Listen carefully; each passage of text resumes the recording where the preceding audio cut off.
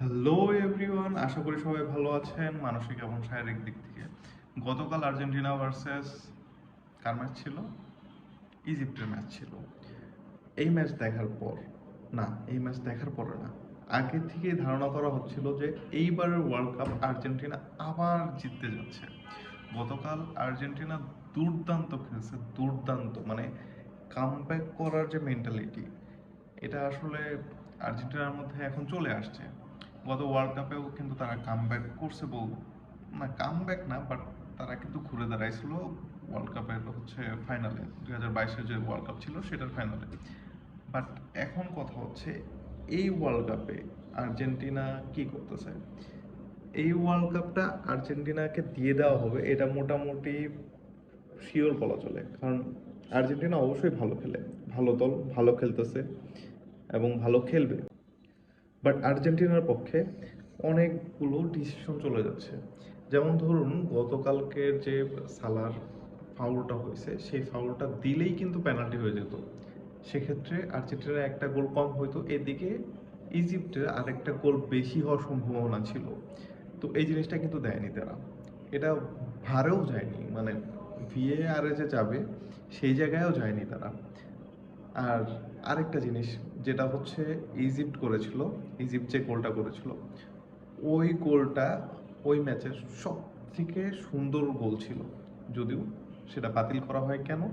কারণ আর্জেন্টিনার ডি বক্সের ওই জায়গায়, সরি, মিশরের ডি বক্সের ওই জায়গায় ওই লিসান্দ্রো মার্তিনেজকে নাকি ফাউল করা হয়েছে, তো যার কারণে এই গোল বাতিল করেছে। ওকে ফাইন, তাহলে তো ভাই লাস্টের গোলেও ফাউল ধরা উচিত ছিল।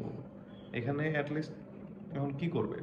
হয় পেনাল্টি দিতে হবে, নয় এই গোল বাতিল হয়ে যাবে, মানে দুই দিকেই ই। তো যাই হোক, এখন আসলে কি বলবো, আর্জেন্টিনা ভালো খেলতেছে, এটা নিয়ে কোনো সন্দেহ নাই। বাট আর্জেন্টিনা অনেকগুলো ফেভারও পাচ্ছে, এটা নিয়েও কোনো সন্দেহ নাই।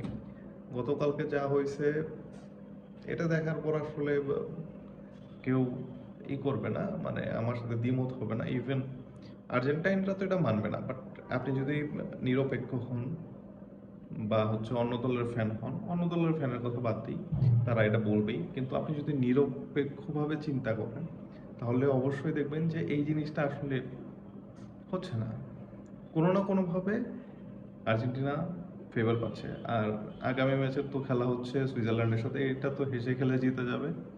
সেমিফাইনালে কার সাথে দেখা হবে? ইংল্যান্ডের সাথে দেখা হইতে পারে। তো সেমিফাইনালে ইংল্যান্ডের সাথে দেখা হইলে, ইংল্যান্ড এমন একটা দল, এই ওয়ার্ল্ড কাপে ইংল্যান্ডকে মনে হচ্ছে যে বাদ দিয়ে দিতে পারলে বাঁচে তারা। এখন ইংল্যান্ড সেমিফাইনালে যাবে কিনা এটা নিয়েও দ্বিধাদ্বন্দ্বের মধ্যে আছি। বাট যদি যায়, আর্জেন্টিনার কাছে শিওর হারবে। আর এদিকে ফ্রান্স আর মরক্কোর খেলা, তো সেখানে মোটামুটি যতগুলো রেফারি আছে সবগুলোই কিন্তু আর্জেন্টাইন। তো ফ্রান্স যেহেতু একটা টাফ অপোনেন্ট, তো দেখা যাক এই জায়গায় আসলে রেফারিদের কি ধরনের ডিসিশন দেখতে পারি আমরা। আশা করি ভালো ডিসিশনই দেখতে পারবো, ফ্রান্সের এগেনস্টেই যাবে সেই জিনিসগুলা। তো দেখা যাক কি হয়।